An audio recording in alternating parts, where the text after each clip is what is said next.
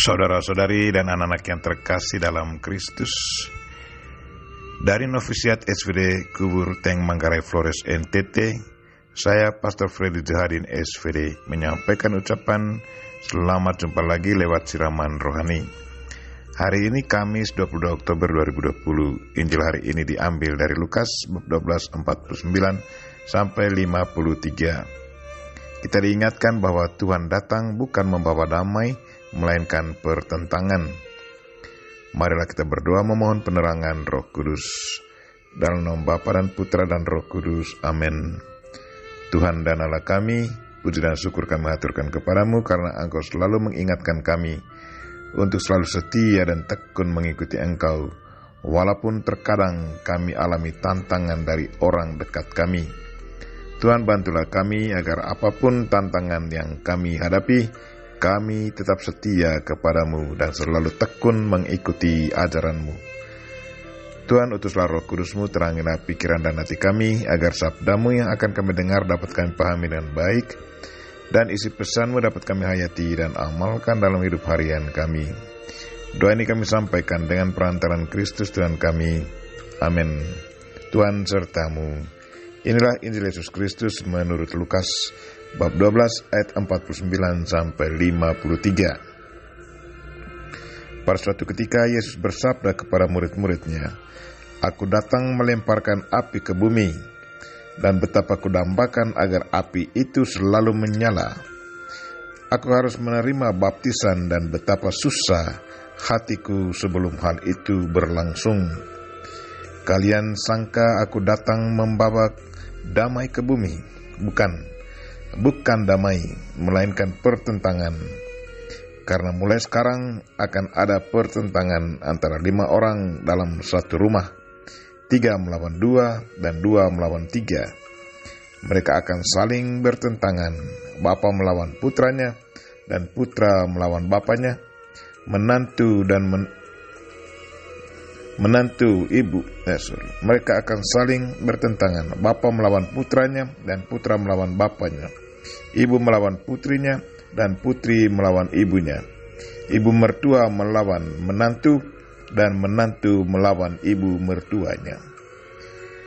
Demikianlah Injil Tuhan. Terpujilah Kristus.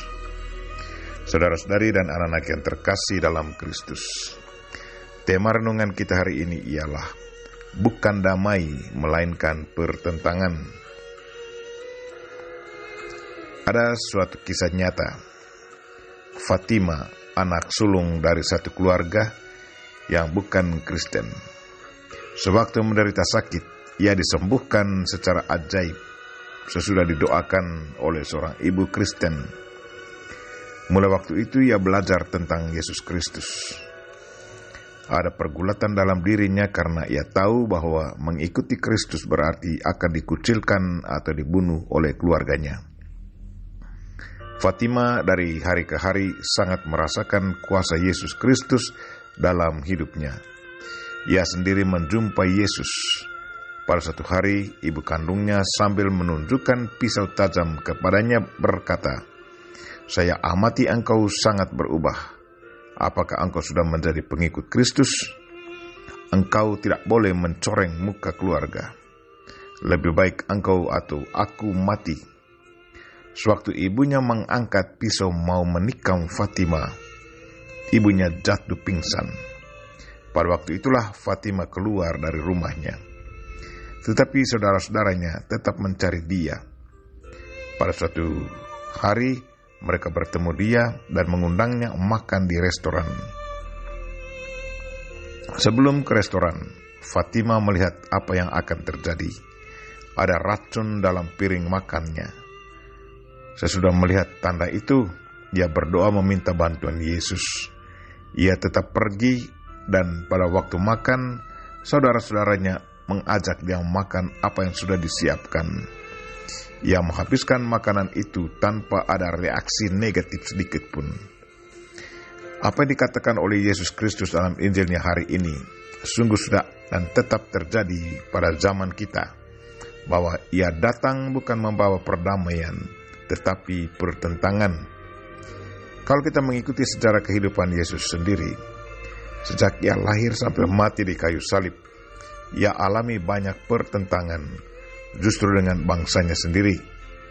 Walau ia lahir, tidak ada orang yang menerima orang tuanya waktu ke rumah mereka. Hanya kandang binatang yang siap menampung mereka dan membiarkan Yesus lahir di sana. Sewaktu ketiga raja dari timur datang dan mendekati Raja Herodes, ia sangat kaget mendengarkan pemberitahuan mereka bahwa raja orang Yahudi baru dilahirkan. Sesudah ketiga raja itu pergi, Herodes siap menyusun strategi membunuh Yesus Kristus. Herodes tidak mau ditantang oleh siapa-siapapun. Sewaktu Yesus mulai mengajar orang dari golongan atas, termasuk pemimpin agama Yahudi, orang Farisi dan ahli-ahli Taurat menolak ajaran Yesus dan siap membunuhnya. Puji Tuhan, banyak orang miskin, berdosa, dan orang kafir mendengarkan Yesus. Pertentangan itu tidak hanya terjadi pada zaman Yesus Kristus, tetapi juga tetap terjadi pada zaman kita. Sampai saat ini, masih banyak orang yang menolak Yesus Kristus. Banyak pengikut Yesus, walaupun mereka sudah tunjukkan kebaikan, berusaha memperbaiki kehidupan masyarakat, tetapi tetap ada orang yang menganggap mereka orang kafir. Mengapa semuanya ini terjadi? Mengapa bukan damai yang terjadi? Mengapa pertentangan harus terjadi walaupun orang Kristen sudah berjuang dengan sebaik-baiknya? Satu tantangan bagi orang Kristen. Tantangan ini bukan hanya terjadi sekarang, tetapi justru sudah mulai dialami oleh Yesus Kristus sendiri dan para pengikutnya dari zaman ke zaman. Yang kita butuhkan adalah kesetiaan dan ketekunan dalam iman. Pertentangan terjadi karena orang mau mengikuti kehendaknya sendiri, bukan kehendak Tuhan. Kita promosikan kehendak Tuhan, tetapi orang lain promosikan kehendak pribadi atau kelompoknya. Kita berdoa memohon kekuatan Tuhan agar kita tetap setia dan tekun menjalankan ajaran Kristus. Kita meminta Bunda Maria untuk mendoakan kita. Amin. Marilah kita mohon berkat Tuhan. Tuhan sertamu. Semoga Allah yang Maha Kuasa dan Maha Kasih melindungi, membimbing, dan memberkati saudara dan orang-orang yang kita doakan pada hari ini, secara khusus saudara-saudara kita yang lagi sakit. Bapa dan Putra dan Roh Kudus. Amin.